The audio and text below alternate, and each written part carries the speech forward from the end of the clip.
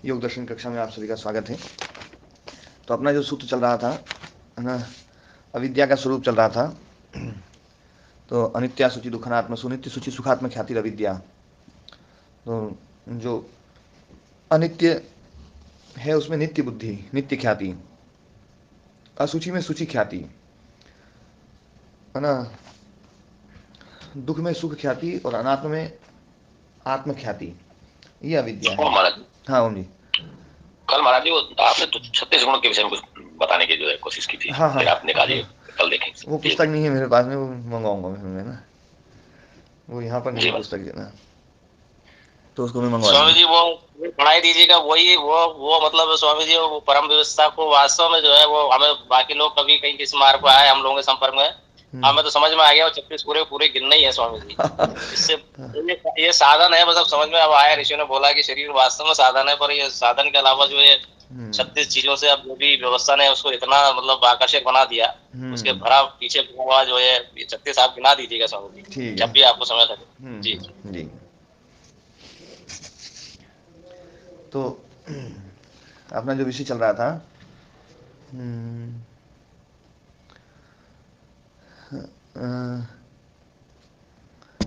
शुचि ख्याति माह नवेति न हावः श्रृंगारजा लीला कस्य स्त्री कायस्य परम विभत्सस्य केन मंदतम सादृश्येन शशांक लेखादिना संबंधः। तो मतलब ये कहना चाह रहे हैं कि जो स्त्री शरीर है या पुरुष शरीर है, कोई भी दोनों शरीर जो ना जिसको देख रहे हैं, जो प्रिय लग रहा है, जो परम विभत्स है, मतलब बहुत ही घृणित है, ऐसा जो शरीर है उसका मंदतम सादृश्य है ना केन, इतने मंद सादृश्य से, मतलब मंदतम सादृश्य, मतलब सादृश्य जिससे जिससे हम गिनाते हैं और जिसकी उपमा जब उपमा करते हैं तो जो हम ना सादृश्यता गिनाते हैं तो बहुत ही मंदतम सादृश्य होता है। और उस मंदतम सादृश्य में भी जो है ना होने पर भी है ना उसके साथ में हम संबंध बना रहे हैं, तो संबंध कैसे बनेगा है ना, किस शशांक लेखादि ना केन संबंध, ये शशांक लेखादि के साथ में किसी के साथ में संबंध नहीं बन सकता है। एक मिनट।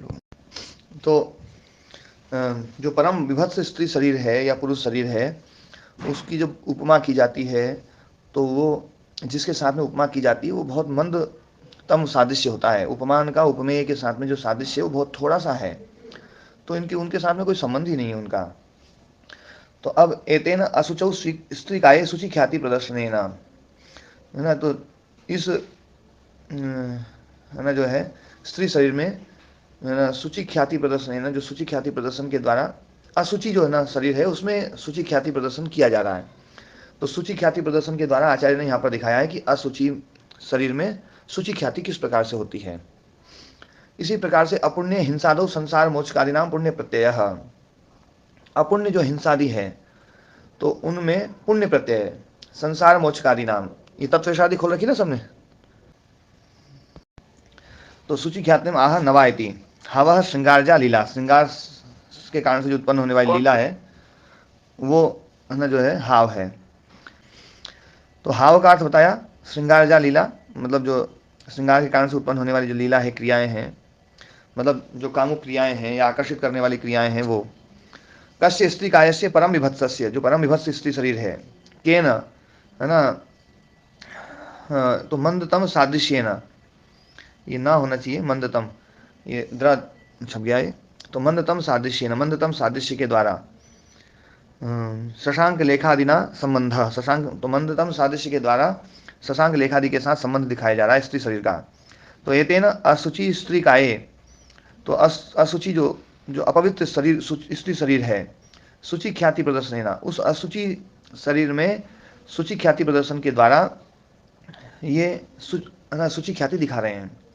इसी प्रकार से अपुण्य हिंसादो संसार मोक्षकादि नाम पुण्य प्रत्यय, हिंसादि में जो है पुण्य प्रत्यय ये भी अविद्या का ही एक स्वरूप है। मोक्ष संसार मोक्षकादि नाम, मतलब संसार मोक्षकादि नाम ये मीमांसका नाम, ये संसार मोचक जो होते हैं वो मीमांसक जो है, जो संसार से है ना मुक्त करा करके स्वर्ग की तरफ ले जाने वाले, ये स्वर्ग कामो यजेत, स्वर्ग की कामना वाले यज्ञ करें। ऊपर आपने बोला ये मैं क्या बोल रहे हैं, ये अपुण्य वाला जो है अपुण्य हिंसा, तो इस क्या समझा रहे हैं समझ में नहीं आया। हाँ मतलब जैसे अपवित्र में पवित्र ख्याति होती है वो अविद्या है, ऐसे ही अपुण्य कर्म में पुण्य की ख्याति हो जाए, पुण्य का बोध हो जाए, भैया अपुण्य ही अपने को पुण्य दिखाई देने लग जाए। तो अपुण्य है हिंसादि, यज्ञ में हिंसा करते थे या बलि देते थे, तो वो बलि जो है ना वो अपुण्य है, लेकिन उसको ही पुण्य मानते हैं जी, ठीक है ना। हाँ, ये है अपुण्य में पुण्य ख्याति। और वो कौन मानते हैं? तो संसार मोचकारी नाम, जो संसार मोचक हैं, उसमें मीमांसक भी हैं और भी लोग हैं जो स्वर्ग, सीधा स्वर्ग लेकर के जाते हैं।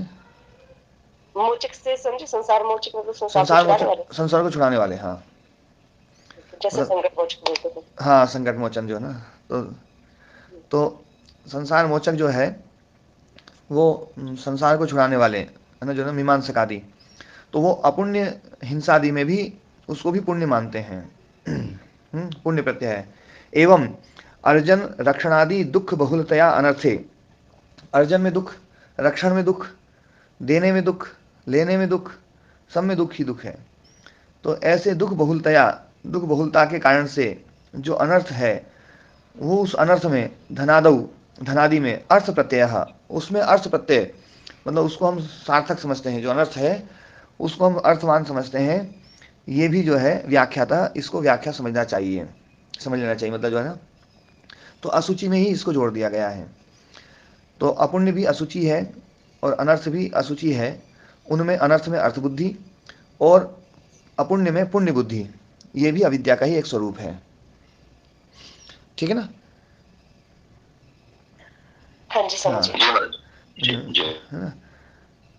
तो सर्वेषाम जुगुप्सितत्वेन असुचित्वात्, है ना, तो इन सभी का जुगुप्सितत्वेन असुचित्वात् मतलब निंदित होने के कारण से, अपवित्र होने के कारण से, ये जो है मतलब जो जैसे हिंसादि है, ये जुगुप्सित है, निंदित है, और असुचित्वात् और अपवित्र है। तो इनके कारण से ये इसमें जो शुचि बुद्धि मानना, पुण्य बुद्धि मानना या फिर अर्थ बुद्धि मानना, ये गलत है, ये अविद्या है। मतलब अविद्या क्यों है ये बता रहे हैं कि वो जुगुप्सित है, असुचि है, अपवित्र है और जुगुप्सित है, निंदित है ना। तो ये उसके बाद में तथा दुखे इति सुगमम, दुख में जो है सुख ख्याति, तो ये जो इसका जो व्यास मुनि जी का भाष्य है वो सुगम है, इसकी व्याख्या करने की जरूरत नहीं है, सरल है। तो क्या है ना, व्यास मुनि जी क्या कह रहे हैं देखो, है ना, तथा दुखे सुख ख्याति, ख्याति बक्षति, दुख में सुख ख्याति बोल रहे हैं।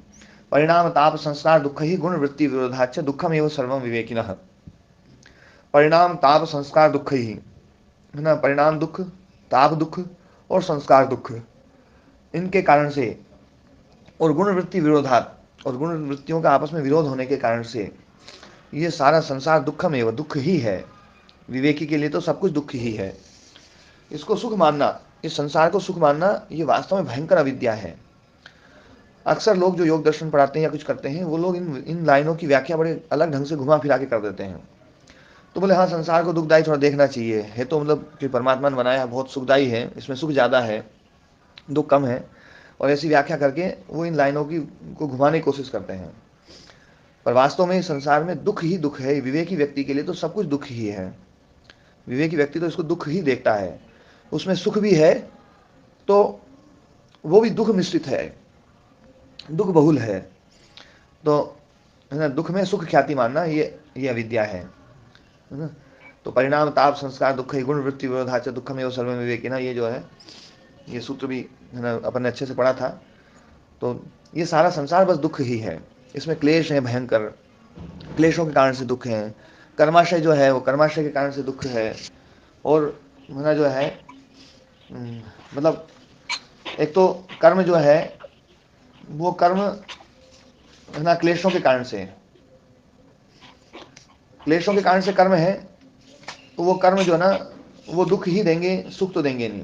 सारा संसार जो है एक तो राग से अनुविद्ध है, भयंकर राग इसमें जो ना मतलब घुसा हुआ है ना। और है ना जो है सुख का जो अनुभव है वो भी राग से अनुविद्ध है, और चेतन अचेतन साधन जितने भी हैं उनके अधीन है। चेतन साधन के अधीन, अचेतन साधन के अधीन, और उसके कारण से फिर राग युक्त कर्माशय होता है। और इसी प्रकार से जब द्वेष करते हैं तो दुख के जितने भी साधन हैं उनको छोड़ते हैं, तो द्वेष और मोहकृत भी कर्माशय है। कर्माशय या तो रागज कर्माशय है या द्वेष और मोहकृत कर्माशय है।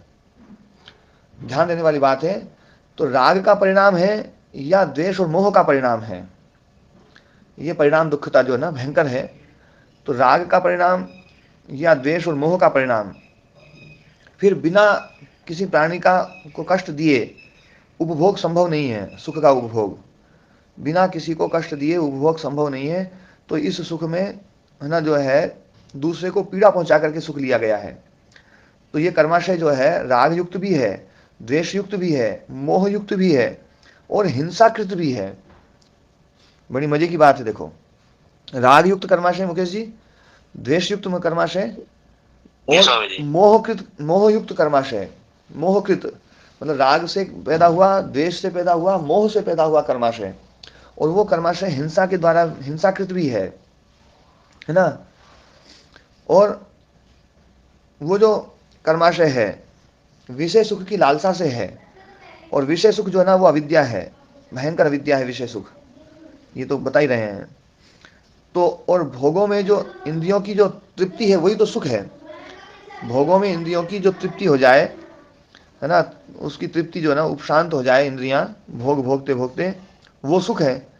और है ना लालसा के कारण से, लोभ के कारण से, चंचलता के कारण से, अस्थिरता के कारण से जो उनकी शांति ना हो, वो शांत ना हो, वही दुख है। तो भोग के अभ्यास से इंद्रियां तृप्त होती नहीं है, इसलिए भी ये दुख है। मतलब कभी भी इंद्रियां जो ना भोग से तृप्त नहीं हो पाएंगी, हो ही नहीं सकती। यदि भोग से इंद्रियां तृप्त होती तब तक हो लेती। अनंत काल से जो ना इंद्रियां जो है वो लगी हुई हैं कि किसी प्रकार से विषय सुख में जो ना तृप्ति मिल जाए, पर तृप्ति मिल नहीं रही है। तो ना जो है ये भी इसमें एक भयंकर दुखता है।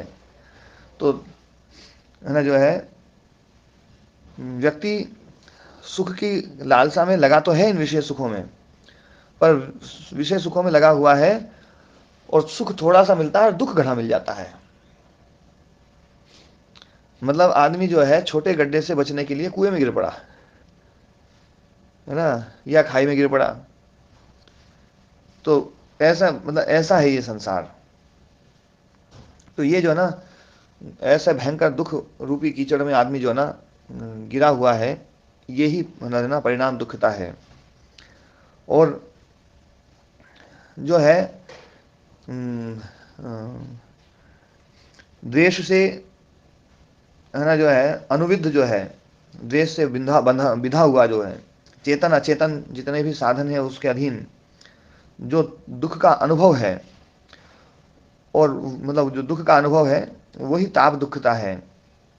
वहाँ पर द्वेषज कर्माशय है, द्वेष से युक्त कर्माशय जो है, और सुख साधनों की प्रार्थना करता हुआ शरीर से, वाणी से, मन से चेष्टा कर रहा है आदमी, और दूसरे को अनुग्रहित करता है या दूसरे को दुख देता है ना, और उसके द्वारा है ना दूसरे को अनुग्रहित करता है तो धर्म होता है, पीड़ा पहुंचाता है तो अधर्म होता है। तो धर्म और अधर्म रूपी महल को चुनता रहता है। हमारे महल में दो प्रकार की ईंटें हैं, धर्म की, अधर्म की। या तो धर्म की ईंटें लगा देते हैं, अधर्म की ईंटें लगा देते हैं, उससे हम अपना महल बनाते रहते हैं। तो वो जो कर्माशय है वो लोभ से, मोह से ग्रसित है ना। लोभ, मोह, राग, द्वेष इससे ग्रस्त है ना, इससे युक्त है। ये इसमें इस संसार में ताप दुखता है, और संस्कार दुखता तो इसमें है ही, क्योंकि हमारे संस्कार ही जो है ना पूरे सुख दुख का जो है ना जो हम अनुभव करते हैं उसका एक संस्कार बनता है। तो है ना सुख संस्कार और दुख संस्कार, और है ना उसके कारण से फिर कर्म, और फिर उस कर्मों से फिर विपाक, और विपाक से फिर अनुभूत होता है सुख और दुख है ना, और फिर उसके कारण से फिर कर्माशय। तो ये जो है ना इस प्रकार से अनादि जो दुख का जो स्रोत चल रहा है, दुख का जो प्रवाह चल रहा है, जो इतना भयंकर मतलब विस्तीर्ण है बहुत। तो वो जो है ना सुख दुख अनुभव करते हुए हम जो है सुख को देखते रहते हैं, दुख को नहीं देख पाते हैं, जबकि दुख देखना चाहिए। विषय सुख का काल जब होता है उस समय हम है ना जो है ना उसके भीतर छुपे हुए दुख को नहीं देख पाते हैं। योगी उसके भीतर छुपे हुए दुख को भी देखता है। तो इसलिए योगी के लिए, विवेकी के लिए सारा कुछ संसार दुख ही है। ये बात बिल्कुल स्पष्ट रूप से है। ये बात यहाँ पर महर्षि व्यास मुनि जी समझा रहे हैं कि संसार दुख रूप ही है। परिणाम ताप संस्कार दुख गुण वृत्ति विरोधाच दुखम एवं सर्वम विवेकिनः इति तत्र सुख ख्याति अविद्या। तो इस संसार में सुख ख्याति समझना यही अविद्या है। तो ये दुख में सुख ख्याति। तथा इसी प्रकार से अनात्मनि आत्मख्यातिर बाह्योपकरणेषु चेतना चेतनेषु भोगाधिष्ठाने वा शरीरे पुरुषोपकरणे वा मनसि अनात्मनि आत्मख्याति इति। जो अनात्म है उसमें आत्मख्याति मानना, जो बाह्य उपकरण है ना, चेतन अचेतन, जो चेतन भी है अचेतन भी है, भोगाधिष्ठान वा शरीर, या भोगाधिष्ठान, भोग का जो अधिष्ठान है, आधार है शरीर, उस शरीर में इस शरीर को भी चेतन मानना या उपकरणों को चेतन मानना, उसको आत्मा मानना या शरीर को आत्मा मानना, है ना। पुरुषोपकरणे वा मनसी, या पुरुष का जो उपकरण है मन, उसको भी आत्मा मान लेना। तो अनात्मनि आत्मख्याति थी, अनात्मा में आत्मख्याति मानना, ये अविद्या है। तत्र तथा एतद अत्र उक्तम, ये यहाँ पर कहा गया है, व्यक्तम अव्यक्तम वा सत्वम आत्मत्वेन अभिप्रतीत्य तस्य संपदम अनुनंदति आत्मसंपदम मन्वानः तस्य व्यापदम अनुशोचति आत्मव्यापदम मन्यमानः स सर्वो अप्रतिबुद्धः इति। तो यहाँ पर जो है पंचशिखाचार्य का मत भी ले लिया। तथा एतद अत्र उक्तम, जैसा हमने कहा है वैसा का वैसे ही उन्होंने भी कहा है। पंचशिखाचार्य बड़े प्रसिद्ध आचार्य रहे होंगे, उनका जो ना योग दर्शन के ऊपर उनकी भी व्याख्या मिलती होगी, लेकिन अब उपलब्ध नहीं है। लेकिन इसमें जो है व्यास मुनि जी ने उनके उदाहरण दिए हैं, तो वो उससे थोड़ी थोड़ी चीज़ें पता चलती हैं। तो व्यक्तम, व्यक्तम मतलब चेतनम, जो व्यक्त होता है, चेतन, चेतन मतलब जो चेतन शरीर आदि जो ना, वो चेतन आत्मा नहीं। यहाँ पर जो दो प्रकार की सत्ताएं हैं, एक चेतन और अचेतन। जैसे गाय आदि जितने भी हमारे साधन हैं वो सब चेतन है, व्यक्त हैं, और अचेतन जो है ना, जो अव्यक्त है। तो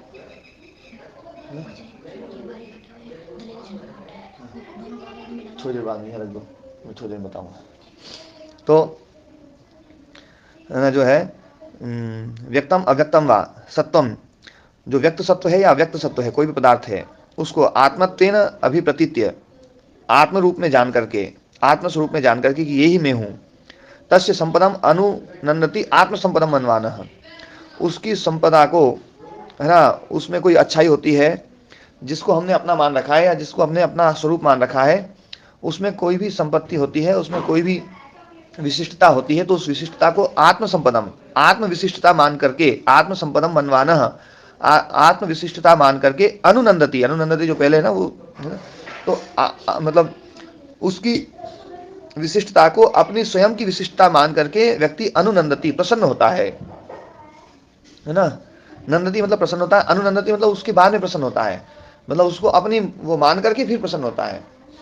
कि उसकी, जैसे हमारी गाड़ी है, हमारी गाड़ी को कोई बढ़िया तरीके से धो दे तो ऐसा लगेगा जैसे हमें ही धो दिया उसने। तो ये गाड़ी की संपत्ति थी, इस गाड़ी की संपदा को अपनी संपदा मान लिया हमने, मतलब गाड़ी की सफाई को अपनी सफाई मान लिया, गाड़ी की विशिष्टता को अपनी विशिष्टता मान लिया। और कोई गाड़ी में लात मार दे तो ऐसा लगेगा जैसे अपने कोई लात मार दी। तो उसके लिए आगे कह रहे हैं तस्य व्यापदम, उसकी जो व्यापद है, विपत्ति है, उस विपत्ति को आत्मव्यापदम मन्यमानः अनुशोचति, स्वयं की विपत्ति मान करके दुखी होता है। मतलब उसमें जो कोई कमी आ जाए तो वो अपनी कमी, आत्मा में ही कमी हो गई है, ऐसा मान करके दुखी होता है। तो ये स सर्वो अप्रतिबुद्धः, तो वो सारे लोग अप्रतिबुद्ध है। अप्रतिबुद्ध मतलब मूढ़ है, वो ज्ञानी नहीं है। ये मूढ़ता है कि जो है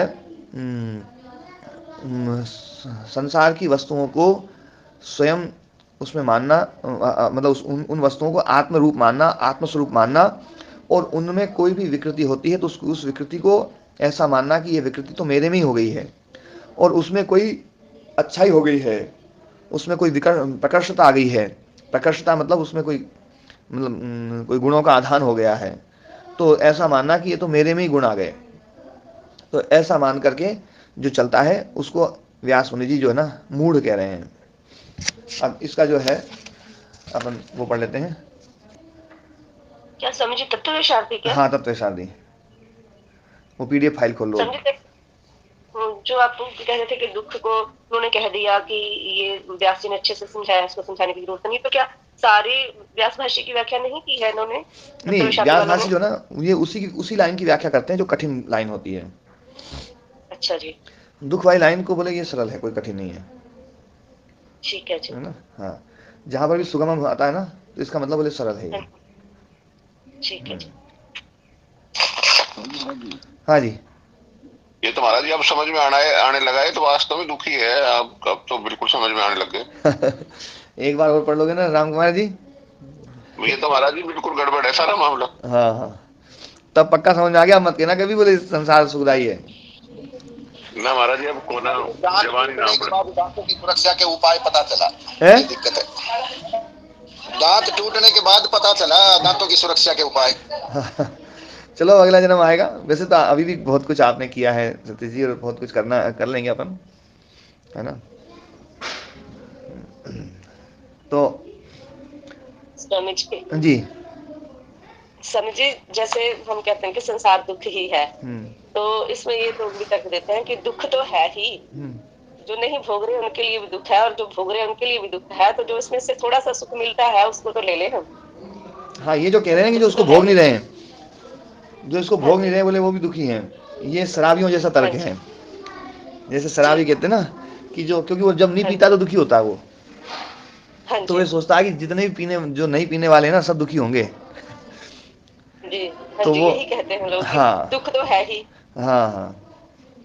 देखो एक दिन जो है ना कोई गाड़ी की बात चल रही थी, तो यूँ बात चल रही है महाराज जी गाड़ी वाड़ी को जो है ना साफ सुथरा करके नहीं रखते हैं ऐसे ना। तो मैंने कहा, मैंने भैया देखो मैं गाड़ी में बैठता हूँ, गाड़ी मेरे पे नहीं बैठती है ना। तो है ना, तो वो एक प्रसंग चल पड़ा था। तो क्या है, जिसके मन में गाड़ी बैठी हुई है ना, फिर भले उसको गाड़ी में गाड़ी है या नहीं है, वो बिना गाड़ी के दुखी रहेगा जी। जैसे ये सुना होगा ना कि बोले कि शादी जो करे वो भी पछता है, नहीं करे वो भी पछता है। हाँ जी, ये ज्यादा वो देते हैं, पछताना करके ही पछता लेते हैं, जो पछताना ही है, तो ये तर्क होता है ना। हाँ, तो जो नहीं करके पछताते हैं ना, वो जो बात है ना, वो है कि जो शादी करना तो चाहते हैं पर शादी नहीं हुई है। हाँ, जी जी। मतलब भीतर तो शादी करके ही बैठे हुए हैं है ना। हाँ, तो वो दुखी रहेंगे ही रहेंगे, पर जो संसार को छोड़ देता है ना वो बिल्कुल दुखी नहीं होता है। ये तो बिल्कुल पक्का है जी। अभी थोड़ी देर हाँ जी। समझो कितना मोटा करा था, अपनी रोटी बढ़िया बनती है जी। हाँ, हमारे यहाँ की रोटी बहुत अच्छी होती है। हमें जो है बहुत लोग जो भी आते हैं ना खाते हैं रोटी की, प्रशंसा करते हैं। कई तो ऐसे होते हैं जो ना उनका बस चले ना तो यहाँ से रोटी बांध लेना एक साल। पाचक जी बहुत बढ़िया है, पाचक जी बहुत बढ़िया, दोनों पति पत्नी बहुत बढ़िया है। हाँ, बढ़िया, अच्छे हैं, स्वभाव भी अच्छा है और काम भी बढ़िया कर रहे हैं। तो अभी बता रहे हैं। हाँ, तो व्यक्तम तथा दुख इति सुगमम तथा अनात्मनीति सुगमम, ये दोनों को ही सुगम बता दिया। तथा एतद अत्र उत्तम पंचशिखेन, पंचशिख आचार्य के द्वारा कहा गया है। व्यक्तम चेतनम पुत्र दार पशुआदि, व्यक्त का अर्थ कर दिया चेतन, पुत्र दार पशुआदि, दार मतलब जो है ना स्त्री, पुत्र स्त्री और पशु आदि। अव्यक्तम अचेतनम, शय्या आसन आदि जो है ना, शय्या आसन असनादि, असन मतलब भोजन, तो शय्या आसन असनादि जो है यह अव्यक्त है। स सर्वो अप्रतिबुद्धो मूढ़ा, तो अप्रतिबुद्धा मतलब अप्रतिबुद्धा का अर्थ कर दिया मूढ़, वो मूढ़ है, मूर्ख हैं वो लोग जो इनको मतलब इनकी संपत्ति को अपनी संपत्ति मानते हैं और इनकी विपत्ति को अपनी विपत्ति मानते हैं, वो मूढ़ हैं। अब ऐसा चतुष्पदा भवति अविद्या मूलम अस्य क्लेश संतानस्य कर्माशयस्य च सविपाकस्य।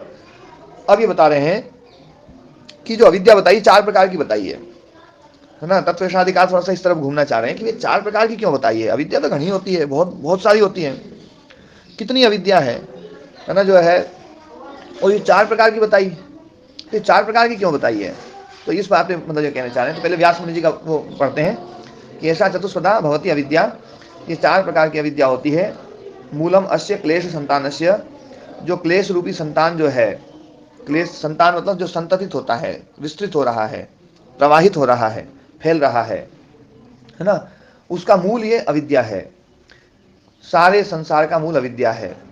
कर्माशय से कर्माशय का मूल भी अविद्या है ना। सविपाकस्य, विपाक सहित मतलब जाति आयु भोग सहित जो कर्माशय है उसका मूल अविद्या है। जाति भी अविद्या कारण मिल रही है, भोग भी अविद्या कारण मिल रहा है, और आयु भी अविद्या के कारण मिल रही है। सब कुछ अविद्या के कारण से है। विद्या होगी ना तो मुक्ति हो जाएगी। ऐसे मन से करो। हाँ, तो है ना, जो है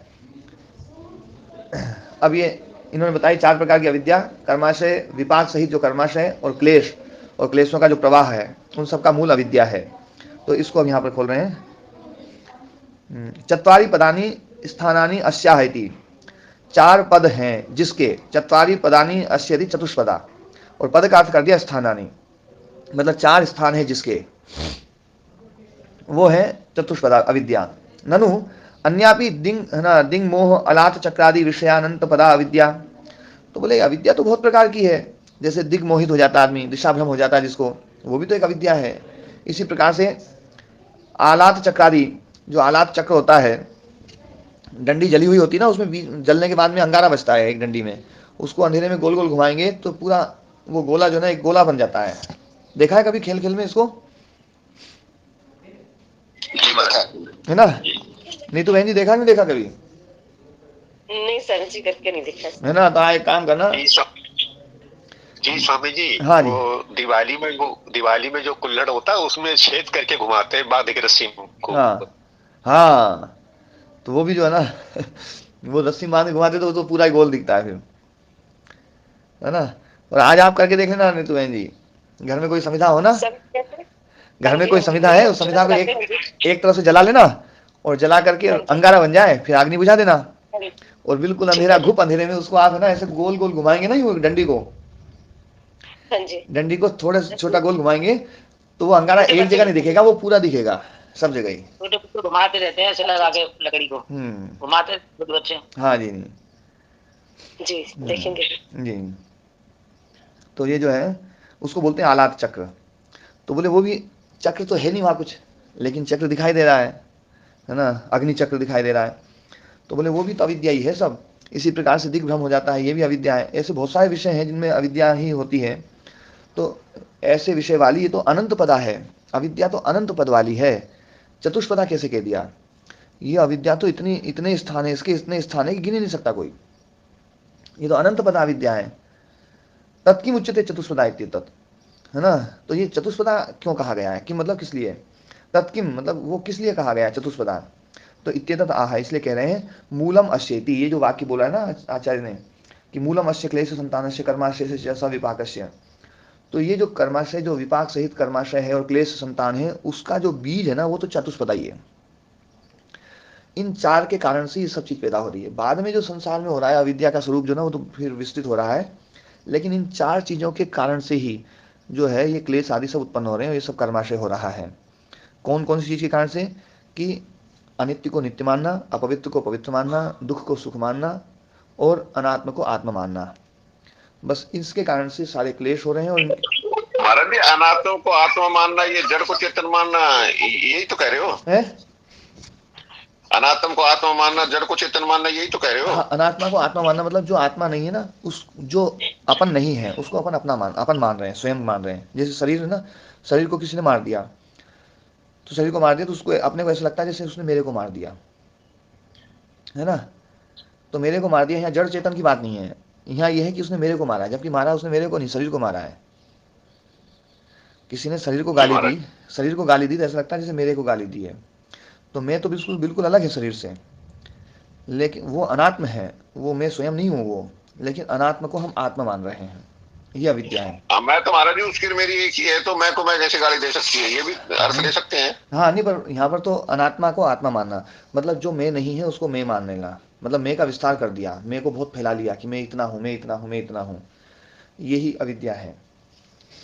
तो ये जो 4 रूप बताए उसमें देखो समझने की बात है, अनित्य को नित्य मानना, अनित्य को नित्य मानना, ये 4 जो क्लेश है ना अविद्या के अलावा, कौन कौन से? राग द्वेष अभिनिवेश। हाँ, अस्मिता, अस्मिता, राग, द्वेष, अभिनिवेश। तो देखो इसमें अस्मिता जो है ना, अस्मिता क्लेश कौन सा है? अनात्मा को आत्मा मानना। अनात्मा को आत्मा मानते हैं तभी तो अस्मिता क्लेश आता है। क्यों जी मुकेश जी? जी स्वामी जी, पिछले पहले ही बताया था स्वामी जी, आप रिपीट कर दीजिए। हाँ पहले बताया था कि जो अनात्मा है उसको हम आत्मा मानते हैं, इसके कारण से अस्मिता क्लेश पैदा हो रहा है। और जो है ना दुख है उसको सुख मान रहे हैं, है ना, जो है दुख में जो सुख ज्ञान है या जो अपवित्र है उसमें पवित्रता ज्ञान, ये तो राग है। जो अपवित्र है उसको पवित्र मान रहे हैं, तो ये राग है, राग। और दुख में सुख मान रहे हैं, तो दुख में सुख मान रहे हैं, तो दुख रूप जो है ये द्वेष का लक्षण, क्योंकि दुखानुशयी द्वेषः, सुखानुशयी रागः, दुखानुशयी द्वेषः। तो ये दोनों एक दूसरे में गुथे हुए हैं वैसे तो, पर जहां पर दुख का विषय आता है ना, क्योंकि उसको सुख मान रहे हैं और सुख के कारण से दुखी होते हैं, और दुखी होते के कारण से द्वेष पैदा होता है। तो ये जो ना, ये जो प्रोसेस है ये द्वेष को पैदा करती है। तो द्वेष को पैदा करने के कारण से ये दुख में सुख बुद्धि द्वेष पैदा करती है, अपवित्र में पवित्र बुद्धि राग को पैदा करती है, अनात्मा में आत्मा को है ना मानना, ये बुद्धि जो है ये अभिनिवेश क्लेश को पैदा करती है, और अनित्य में अस्मिता को, हाँ अस्मिता को, हाँ, और अनित्य में नित्य मानना, अनित्य जो है उसको नित्य मान रहे हैं, इसके कारण से अभिनिवेश क्लेश पैदा होता है। यदि हम इसको वास्तव में अनित्य ही मान लें कि तो मरने वाला है, तो फिर भय नहीं होगा। भय तब होता है जब मरने वाला नहीं और मर जाए तो भय है। तो ये जो भावना है, ये जो बुद्धि है, यही अभिनिवेश क्लेश को पैदा करती है। तो ये 4 क्लेशों को पैदा करने वाली जो ना ये है, इसलिए जो है ना ये अविद्या का 4 स्वरूप बताया गया है, चतुष्पदा। अनंत पदा नहीं बताई, अनंत पदा बताते तो फिर और भी क्लेश होते, लेकिन अपने 4 क्लेश ही हैं मुख्य जो, और इन 4 क्लेशों के कारण से ही सारा कर्माशय पैदा हो रहा है, और कर्माशय के कारण से विपाक हो रहा है, और विपाक भी जाति आयु भोग रूप हो रहा है। तो ये सारे इन सब का मूल जो है वो अविद्या हो गई। तो इसलिए अविद्या को चतुष्पदा बताया है। ठीक है, स्पष्ट हो गया? ओम नमस्ते। ये असुचि में सूची कौन सी है विद्या? असुचि में सूची राग के कारण से है ना, ये राग को पैदा करती है, ये अविद्या राग को पैदा करती है। असुचि में सूची मानने से राग पैदा होता है, दुख में सुख मानने से द्वेष पैदा होता है, क्योंकि दुख में सुख मान लिया फिर बाद में होता दुखी है तो फिर द्वेष पैदा होता है। पहले उसको दुख मानो ना तो द्वेष नहीं होगा। अच्छा, दुख को दुख मान लो तो द्वेष होगा क्या? फिर हम उससे जुड़ेंगे नहीं, समझे? हाँ, उससे जुड़ेंगे। जैसे कांटा है ना, कांटा है, कांटा कांटा ही दिखाई दे जाए ना तो उससे यूं नहीं होगा, लेकिन फूल जो है ना, हाँ उससे बच जाएंगे। अच्छा, फूल है और फूल मतलब कांटे को अपन फूल मान लें, उसको छुए और उसको अपने उसमें लगा लग गड़ जाए, अरे तो बहुत बेकार है ना। एक बहुत चीज़ याद आ गई है कि हमारे गुरुकुल में एक हमारे साथ में रहने वाले थे, तो बिल्ली ने बच्चे दिए, तो बच्चे को वो बहुत उसके प्रति बड़ा राग था उनको, बच्चे को जो ना बहुत खिलाता था। तो मैं कहता था ये बच्चे जो है ना ये सही दिए तो वो उसको बच्चे को जो ना अपने साथ सुला के सोते थे वो। तो एक दिन उस बच्चे ने जो है लेटरिंग कर दी उनके बिस्तर पे ही बिल्कुल बगल में। जैसे लेटरिंग करी उसने बच्चे को जोर से उठा के फेंका। उसके बाद में उसने कभी बच्चे को अपने पास में नहीं खिलाया। तो ये जो है ना, जिसको सुखदायी मानते हैं और वो दुख दे दे तो द्वेष पैदा होता है। तो सुख में दुख बुद्धि जो है ना, दुख में सुख बुद्धि ये द्वेष को पैदा करेगी।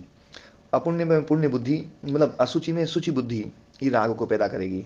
अनात्मा में आत्मा बुद्धि ये अस्मिता क्लेश को पैदा करेगी, और अनित्य में नित्य बुद्धि जो है ना ये अभिनिवेश क्लेश को पैदा करेगी। 4 क्लेश हैं, इसलिए चतुष्पदा बता दी है अविद्या जो है ना। तो अविद्या के स्वरूप जो है स्पष्ट कर दिए, ठीक है ना।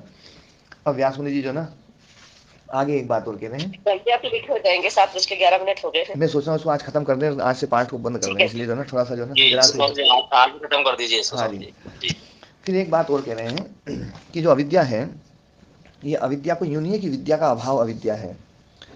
अविद्या का अभाव, वो विद्या का अभाव अविद्या नहीं है, ये एक वस्तु है तस्याश्च, उस तस्या मतलब उस अविद्या का, अमित्र अगोस्पदवद वस्तु सतत्व विज्ञेयम, उस अविद्या का वस्तु सतत्व, सतत्व मतलब सत्ता, सत्ता मतलब भाव, और भाव मतलब वस्तुत्व, वस्तुता मतलब उसमें वस्तुता है, अविद्या में अविद्या की वस्तुता है।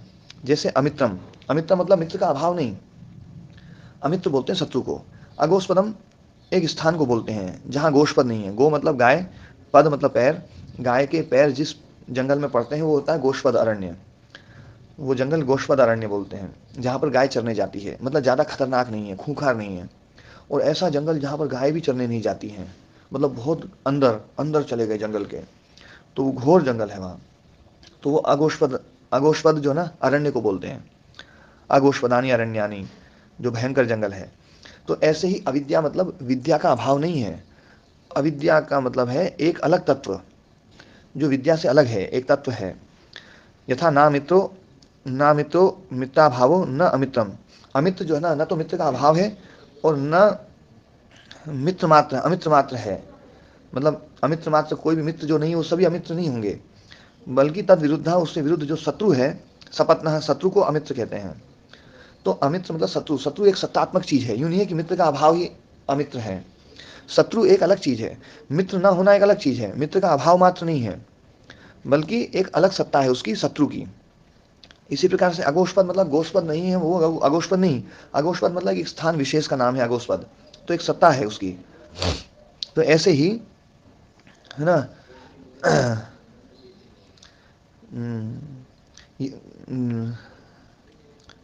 न गोष्प, एक और उदाहरण दें, तथा अगोस्पदम, जो अगोस्पद है, न गोस्पद अभाव, न तो गोस्पद अभाव है, न अगोस्पद मात्रम, न गोस्पद के अलावा कोई और सब वस्तुओं को अगोस्पद नहीं कहेंगे, किंतु देश है, वह एक देश है उसको अगोस्पद कहा जाता है। तो ताभ्याम अन्यत वस्तुअंतरम एवं अविद्या, इसी प्रकार से उन दोनों से अलग एक अविद्या है, न प्रमाणम न प्रमाणाभाव, प्रमाण भी नहीं है और प्रमाण का अभाव भी नहीं है, बल्कि एक अलग विद्या से विपरीत एक ज्ञान है जो अविद्या है।